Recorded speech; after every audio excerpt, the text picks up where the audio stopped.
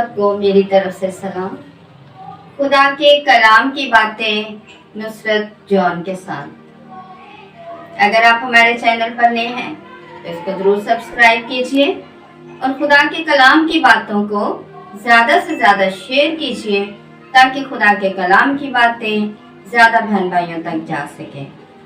मैं अपने उन तमाम बहन भाइयों को, बुजुर्गों को, बच्चों को जो इस वक्त मेरा प्रोग्राम YouTube पे या फेसबुक पर देख रहे हैं, अपने प्रोग्राम में वेलकम कहती हूँ। आज जो कलाम है, जो कलाम की बात है, वो बहुत ख़ास है। वो ख़ास बात क्या है, आइए कलाम मुक़द्दस में से पढ़ते हैं। इंजील मुक़द्दस बामुताबिक मुक़द्दस मरकज़ पहला बाब 40 से 42 आयत तक। और एक कोढ़ी ने उसके पास आकर उसकी मिन्नत की और घुटने टेक कर उससे कहा कि अगर तू चाहे तो मुझे पाक साफ कर सकता है।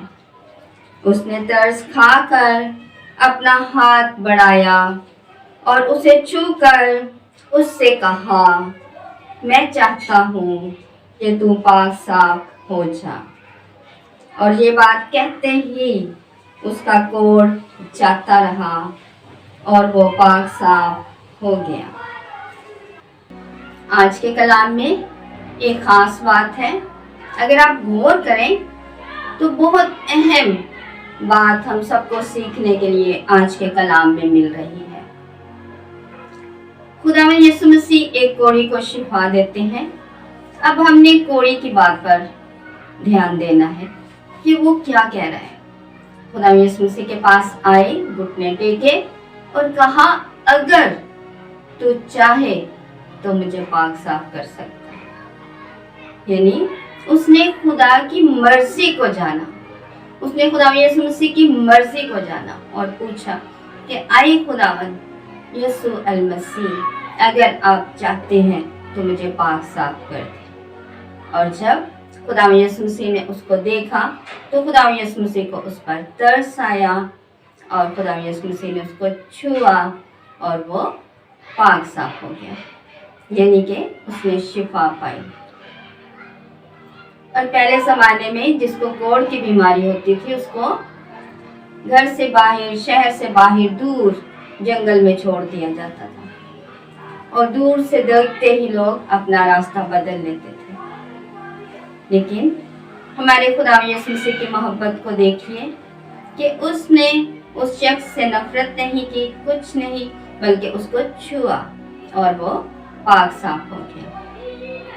आज की जो खास बात है, हम खुदा से बहुत कुछ मांगते हैं लेकिन अपनी मर्जी के मुताबिक मांगते हैं। हम जब खुदा के हुजूर में झुकते हैं, अपनी ज़रूरतों की एक लंबी लिस्ट लेकर खुदा के हुजूर में हाजिर होते हैं, तो कभी भी हमने ये नहीं कहा कि ऐ खुदा मेरी नहीं बल्कि तेरी मर्जी पूरी हो।